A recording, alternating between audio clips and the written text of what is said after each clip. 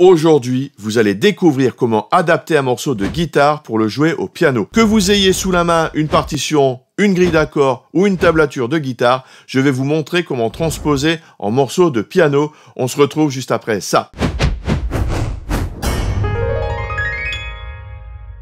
Bonjour, je suis Ludo, fondateur du site lesfoudupiano.fr et vous le savez peut-être, j'adore adapter des morceaux de guitare au piano. C'est quelque chose que je fais très souvent car j'adore le rock et la guitare joue un rôle énorme dans ce style. On peut adapter des grilles d'accords, des partitions écrites ou même des tablatures. Nous verrons tout cela dans la vidéo, donc restez bien avec nous jusqu'au bout. Tout d'abord, avant de faire une adaptation, il faut vraiment comprendre les points communs et les différences entre les deux instruments, c'est indispensable. Je vais commencer par le meilleur point commun.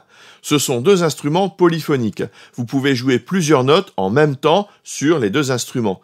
Vous avez 10 doigts, donc vous pouvez en théorie jouer 10 notes simultanément au piano. À la guitare, vous avez 6 cordes, donc vous pouvez jouer 6 notes à la fois. Mais c'est au niveau des différences qu'il va falloir être très vigilant. La guitare permet un contact direct avec la corde, du coup on peut jouer toutes sortes d'effets comme des bends par exemple qui permettent de passer d'une note à l'autre en les liant. Ou alors des effets de vibrato ou de tremblement. Alors par exemple, je prends une gratte. Donc le bend c'est quand on prend une note et qu'on la monte. Voilà, mais ça au piano c'est pas possible. Voilà, et les effets de tremblement de notes comme ceci, eh bien au piano, oubliez. Toutes ces choses-là n'existent pas au piano, on ne pourra donc pas tout adapter directement, il faudra trouver des subterfuges. Par contre, vous avez une tessiture plus grande au piano, il y a plus de notes dans les graves et les aigus. Vous pourrez donc adapter en prenant plus de place dans le spectre sonore. Commençons par le cas le plus simple, adapter les accords de guitare. Bonne nouvelle, les grilles d'accords de guitare peuvent être directement utilisées au piano. À la guitare, il y a plusieurs positions pour chaque accord, mais au piano, vous en avez beaucoup plus, et ils peuvent s'enchaîner avec moins de facilité. Vous pouvez utiliser les renversements ou d'autres positions pour rendre vos enchaînements plus fluides et minimiser vos déplacements. Il est également possible de jouer à différentes octaves, vous avez plusieurs possibilités. Si vous voulez plus de renseignements sur comment enchaîner vos accords, vous trouverez une vidéo archi complète ici. Passons maintenant à l'adaptation d'une partition de guitare. Ce que vous devez savoir, c'est que les partitions de guitare sont écrites une octave au-dessus par convention. Cela permet de tout écrire sur une seule portée en évitant d'avoir trop de déplacements. Vous avez deux possibilités. Soit vous jouez note à note la partition de guitare au piano, en admettant que cela soit possible, cela dépend des pièces à cause de l'écartement des doigts. Soit vous adaptez. Prenons par exemple le superbe arpège de Stairway to Heaven. Regardons un petit peu cette partition de Stairway to Heaven. Si je devais la jouer telle qu'elle, donc je jouerais ici La, Do, Mi, La, Si, avec un sol dièse ici, Si. Donc je peux prendre bien sûr ma deuxième main. Si, Mi, Do. Alors, on se rend bien compte qu'on n'est pas dans la bonne tessiture. Par convention, les partitions de guitare sont écrites une octave plus haut pour pouvoir bien tout écrire sur une seule et même portée en évitant d'avoir trop de notes dans les aigus ou trop de notes dans les graves. On va devoir donc jouer sur cela ici.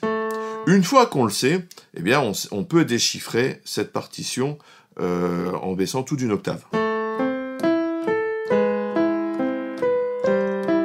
Voilà, etc., etc.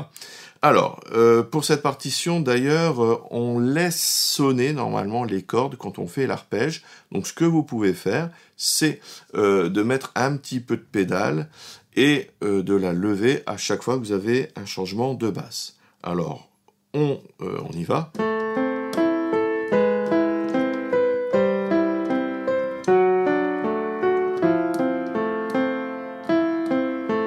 Voilà, je refais un coup. Donc je peux garder si je veux la note de basse appuyée à la main gauche, mais de toute façon comme il y a la pédale, ça ne change pas grand chose. Mais pour le jeu, il y a certaines partitions où de ce morceau-là, où justement on a la note de basse qui traîne.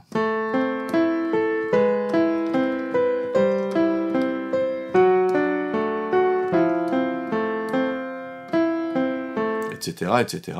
Là, c'est si je joue uniquement ce qui est noté sur la partition. Maintenant, j'ai d'autres possibilités. Je peux ajouter des choses et profiter de la largeur, de la tessiture du piano et d'avoir un jeu un peu différent du jeu guitaristique pour pouvoir, par exemple, doubler la basse. Tiens, pourquoi pas ?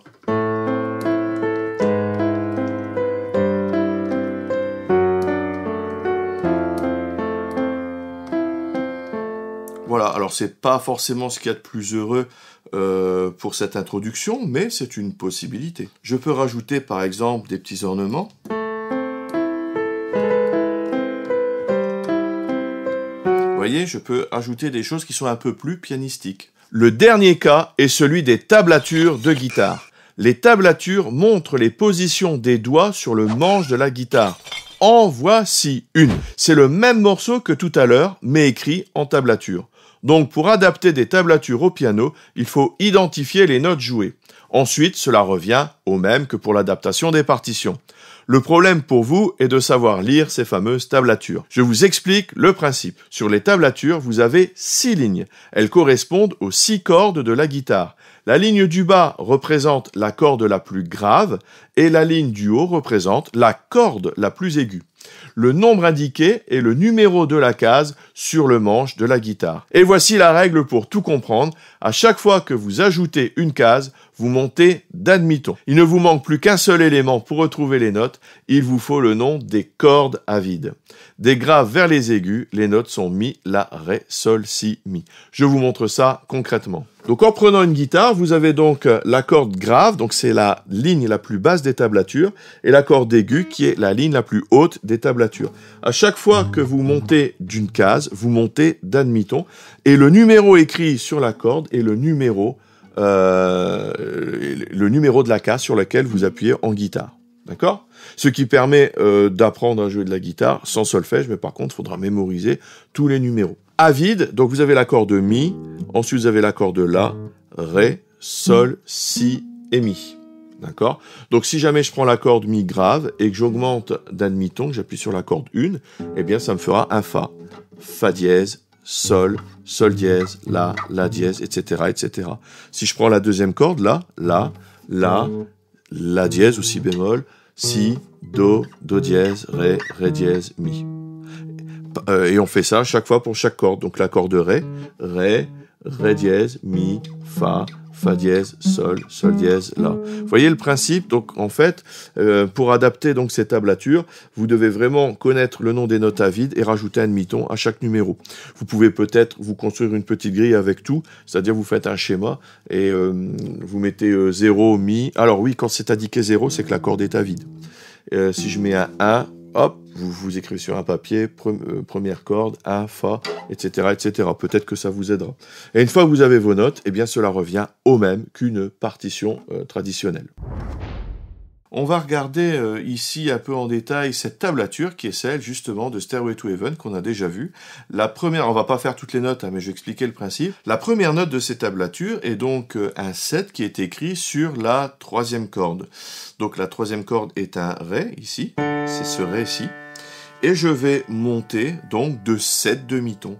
1, 2, 3, 4, 5, 6, 7.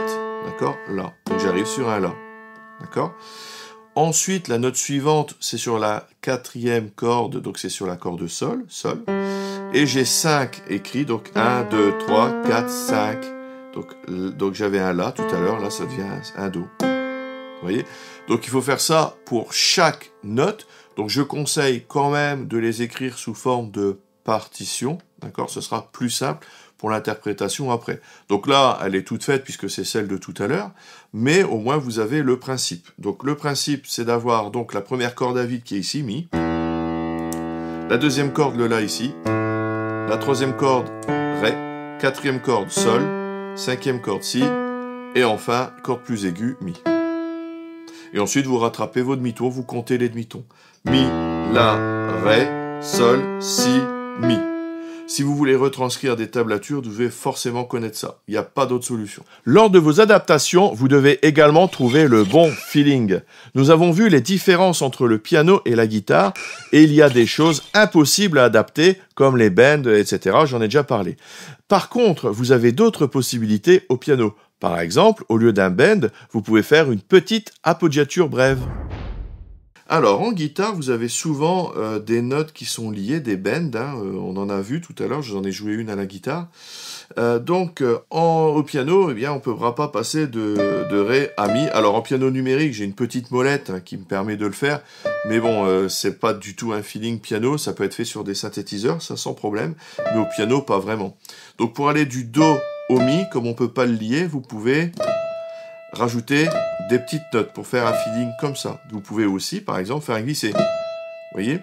On adapte au piano des choses qui n'existent pas au piano, malheureusement, et qui existent à la guitare, en des subterfuges. Donc, vous voyez, l'appoggiature ici, l'appoggiature brève peut vous aider.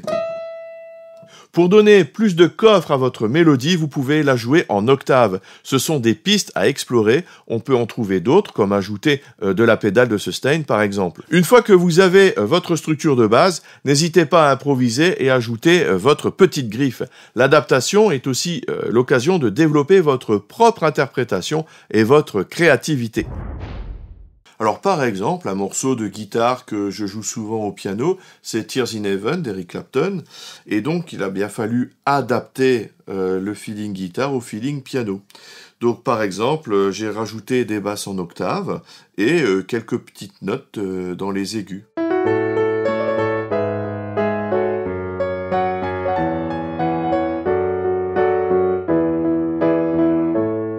Vous voyez, j'ai rajouté des petites appoggiatures, des petits arpèges, pour pouvoir rendre la chose plus pianistique.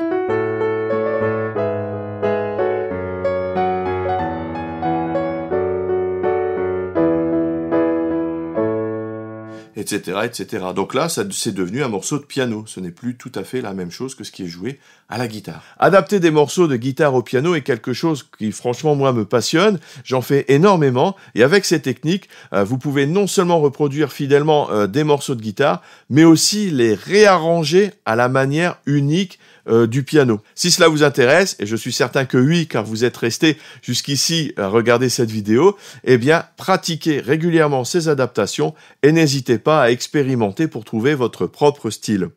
Merci d'avoir suivi cette vidéo. Si vous voulez apprendre à jouer du piano grâce aux accords et improviser, il y a toujours mes cours gratuits, toute la théorie et surtout la pratique. Comment enrichir votre jeu en jouant un même morceau de 10 façons différentes sur votre niveau. Pour recevoir les guides et les vidéos, vous cliquez sur le lien dans la description. N'oubliez pas le petit j'aime, l'abonnement, la petite cloche. Merci et à tout de suite dans les vidéos bonus. Salut!